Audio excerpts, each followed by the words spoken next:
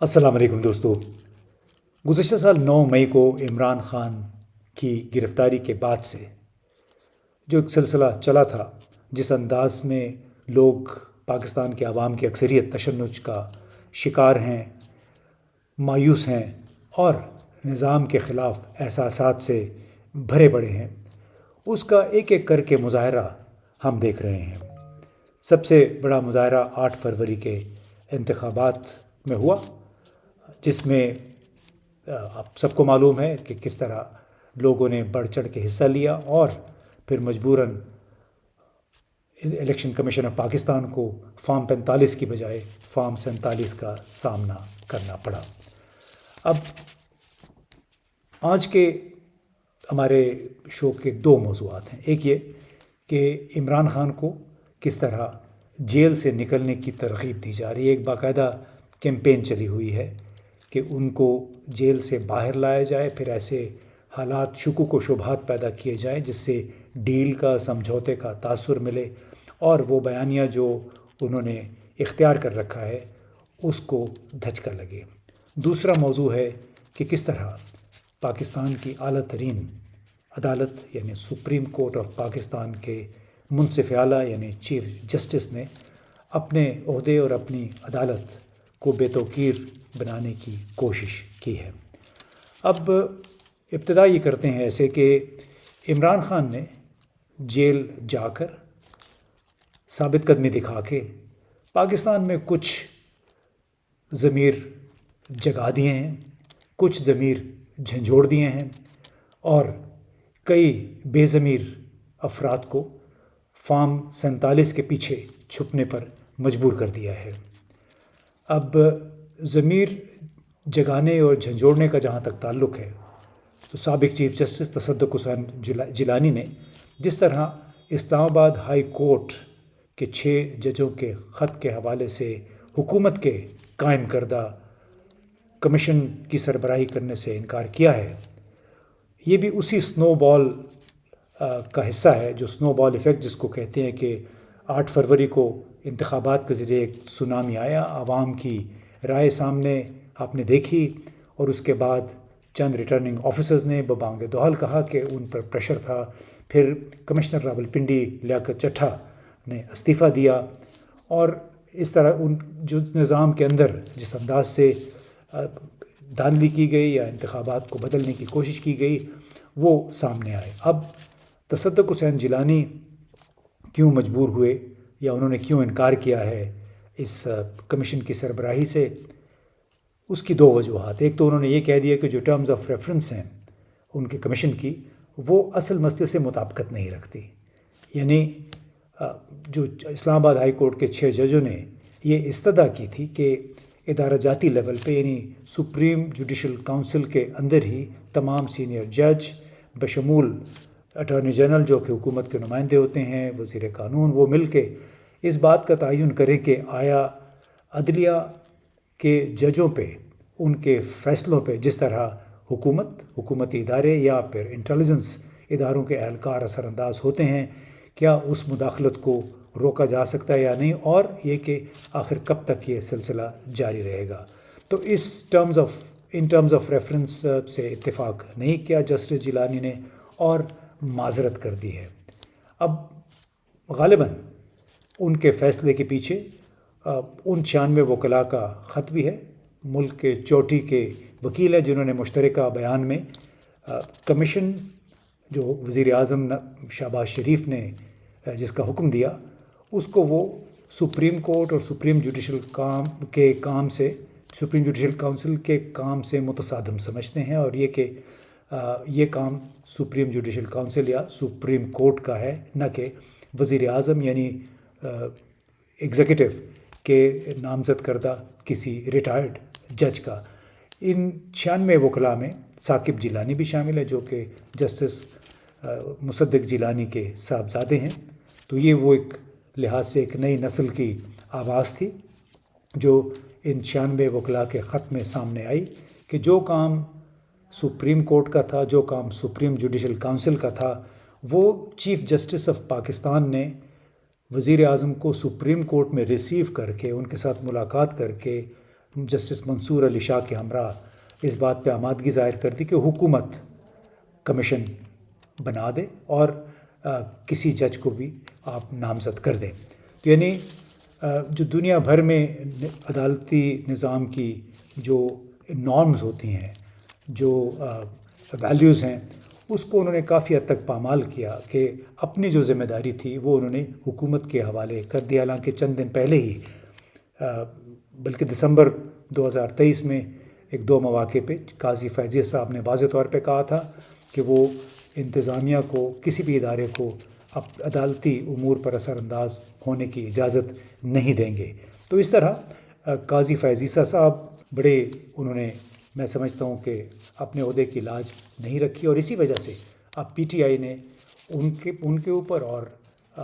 Justice منصور علی شاہ کے اوپر اعتراض کر دیا ہے کہ جو 7 ممبر کا بینچ جو کہ از خود نوٹس کارروائی کے لیے تشکیل دیا ہے قاضی فیضی صاحب نے، اس پہ اعتراض کر دیا ہے. اب از خود نوٹس لے بھی لیں تو وہ بے معنی، بے وقت ہو کے رہ گیا، اس لیے کہ اس پہ اعتراضات اتنے ہوئے بشمول کئی جج حضرات کے، صاحبزادوں کے، رشتہ داروں کے، کہ اب اس کا کوئی فائدہ نہیں ہے. یہ کام تو بڑے سوچ بچار کے بعد کرنے والے ہوتے ہیں. اس کے ساتھ اب ایک اور بڑا ایشو وہ تھا کہ اس وقت ایک بڑی باقاعدہ کیمپین چل رہی ہے جو کہ پی ٹی آئی کے اندر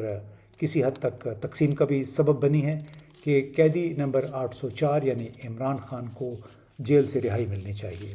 جیل سے رہائی بڑے لوگوں کی خواہش ہے، سب کی خواہش ہے کہ وہ جیل سے باہر نکلے، لیکن موجودہ حالات میں اگر عمران خان جیل سے باہر آ گئے تو وہ کیا کر پائیں گے؟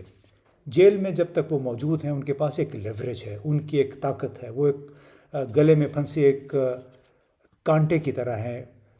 حکومت کے لیے، اسٹیبلشمنٹ کے لیے، کہ نہ اس کو نگل سکتے ہیں نہ وہ نکالنے کے اس وقت قابل ہیں. اور اگر عمران خان باہر آ بھی جاتے ہیں تو ایک ایسے معاشرے میں، ایسے ملک میں وہ باہر آئیں گے ضمانتیں حاصل کر کے، جہاں پہ اس وقت آئین اور قانون کی کوئی حیثیت بظاہر نہیں رہی ہے، اور ایک ایسا معاشرہ جہاں کہ اسلام آباد ہائی کورٹ کے جج بھی چیخ چیخ کر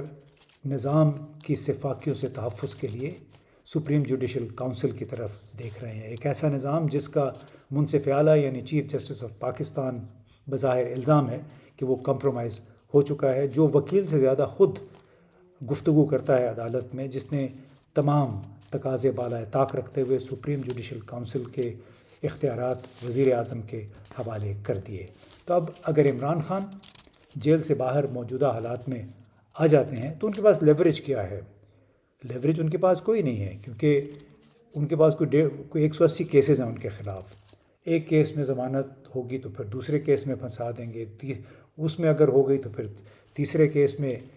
گرفتار کر لیا جائے گا. اور مجھے یاد ہے جب عمران خان کو گرفتار کیا گیا 9 مئی کو، تو اس کے چند دن بعد ایک بڑے سینئر پولیس افسر نے مجھے یہ کہا ہنستے ہوئے کہ یہ مقدمے کوئی مذاکر نہیں بنائے گئے ہیں، یہ مقدمے اس لیے بنائے گئے ہیں کہ عمران خان آئندہ تمام عمر پیشیاں بھگتتا رہے گا، کبھی ایک عدالت میں کبھی دوسری عدالت میں، اور اس کا بس مستقبل اب یہی رہ گیا ہے. لیکن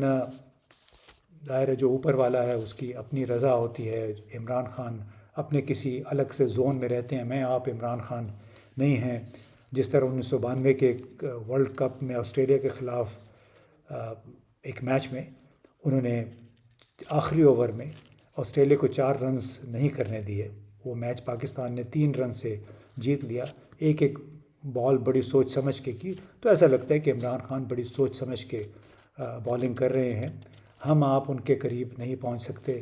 لیکن ان کو خراب کرنے والے پارٹی کے اندر بھی لوگ ممکنہ طور پہ ہو سکتے ہیں، نظام کے اندر بھی لوگ ہیں جو کہ چاہتے ہیں کہ ان کو جیل سے باہر کیا جائے، تاکہ پھر یہ تاثر پیدا کیا جا سکے کہ انہوں نے کوئی مفاہمت، کوئی سمجھوتا کر لیا ہے. اب جہاں تک کمیشن کی بات ہے جو اسلام آباد ہائی کورٹ کے ججوں کے خط کے حوالے سے ہے، اب پاکستان میں بے ضمیر منافق لوگوں کی کمی نہیں ہے. یعنی جسٹس تصدق جیلانی نے انکار کر دیا ہے، ایک انہوں نے بڑی بینچ مارک مقرر کر دیا ہے۔ اس کے بعد ہو سکتا ہے کہ ٹرمز آف ریفرنس حکومت ریوائز کر لے، اس پہ نظر ثانی کر کے کوئی نہ کوئی جج ہو سکتا ہے اس کو قبول کر لے گا۔ لیکن یہ تصدق جیلانی کا انکار ان تمام لوگوں کے منہ پہ ایک بڑا زوردار تماچا ہے، جنہوں نے ان کو بے ضمیر سمجھ کر ایک ایسے کمیشن